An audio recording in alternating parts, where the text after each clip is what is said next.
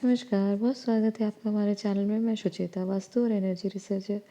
आज हमारा विषय है कि 2024 का चुनाव किस प्रकार होगा, कैसे चुनावी जो है परिणाम आने वाले हैं, क्या-क्या संभावनाएं दिख रही है और ये ज्योतिष गणना अनुसार हम आपको बताने का प्रयास करेंगे। जैसे कि हमने आपको 2023 में बताया था। 2023 में हमारी सारी भविष्यवाणी सच हुई। हमने बताया था कि भाजपा बहुत मजबूत स्थिति में है और ये चुनाव में जो हमने देखा कि बहुत से नेता कार्यकर्ता भाजपा के ही, उनके लिए ये बहुत ही ज़्यादा चौंकाने वाले रिजल्ट थे। वे नेता चुनाव के लिए तो समर में उतरे थे, परंतु उन्हें भी इतनी अपेक्षा नहीं थी कि पूरी तरह वे इसको विजयी उस पे अपना जो है सरकार बना पाएंगे।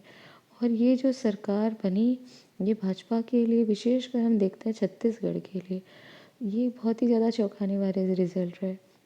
इसे अगर सच में देखा जाए तो ये भाजपा की जीत नहीं है, कांग्रेस की हार कहें तो ज़्यादा उपयुक्त होगा, क्योंकि कांग्रेस ने इतने वादे और इतने ज़्यादा जो अपने कैंपेन में जो बताया, उस हिसाब से इसके पहले के चुनाव में वो रिज़ल्ट वो धरातल में नहीं दिखा। बहुत सारी ऐसी चीज़ें थी जो कांग्रेस को बड़े हार के रूप में यहाँ पे फेस करनी पड़ी और इसीलिए जनमत में उनको पूरा जो है यहाँ पे मतदान का या उनकी हार का यहाँ कारण बना।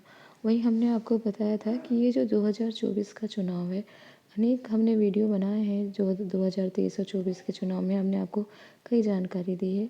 विशेषकर राहुल गांधी की पत्री को भी लेकर हमने बताया था कि किस प्रकार से ये चुनाव कांग्रेस के लिए 2024 बहुत कठिन होगा। विशेषकर राहुल गांधी जब तक राजकुमार की गद्दी में बने रहेंगे, कांग्रेस की जो यहाँ पे स्थिति है वो बहुत ज़्यादा कष्ट में दिखेगी।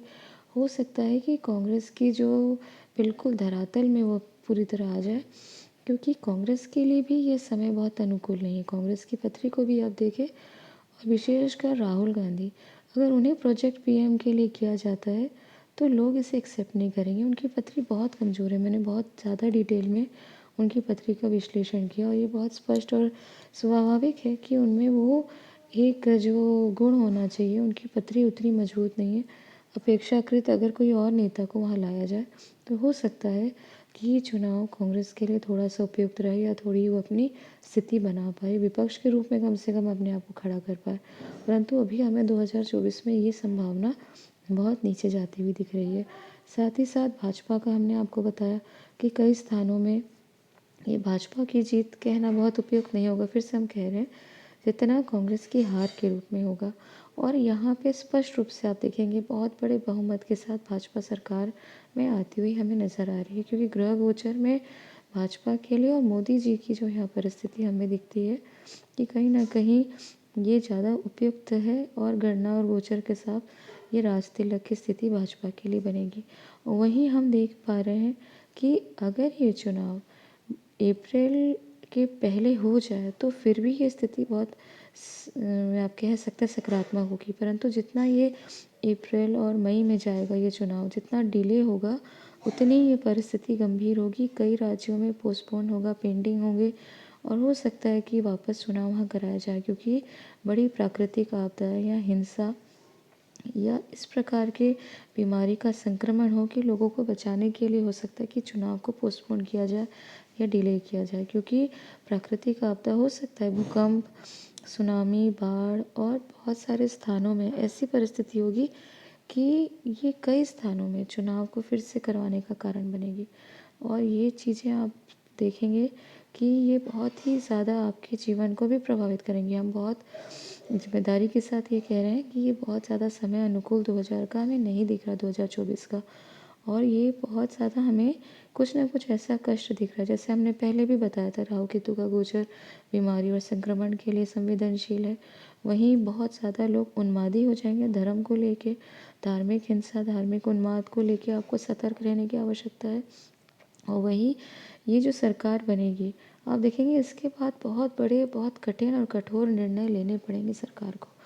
और इस प्रकार के कठोर निर्णय लेने पड़ेंगे क्योंकि परिस्थिति ऐसी गंभीर होगी जिससे कि कोई भी सरकार इसे इग्नोर नहीं कर पाएगी। मोदी जी का यहाँ पे बहुत ही ज़्यादा बहुत महत्वपूर्ण योगदान रहेगा और जिसके कारण जैसे सीए, भूमि अधिग्रहण बिल या भूमि जैसे लोग अपने लिए इन्वेस्टमेंट के रूप में रखे रहते हैं, ज़मीन लेकर रखते हैं, या किसी ऐसे कृषि भूमि को लेके रखे या स्पेसिफिक पर्पस की जो कोई कार्य काम के लिए भूमि होती है, तो उस भूमि का सही प्रयोग हो रहा है, उपयोग हो रहा है कि नहीं।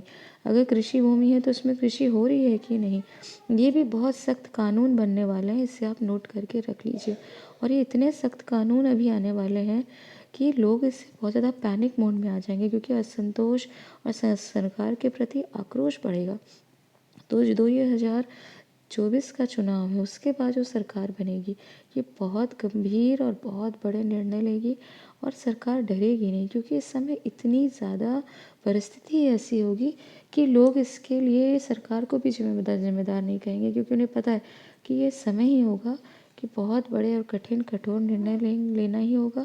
ये भारत जो है वो बहुत बड़ी इकोनॉमी के रूप में, अभी तो जैसे हम नंबर 5 बता रहे हैं, लेकिन बहुत शीघ्र ये आप देखेंगे कि नंबर 3 और नंबर 1 आने में कोई समय नहीं लगने वाला, विशेषकर 2024-25 के बाद आप देखेंगे।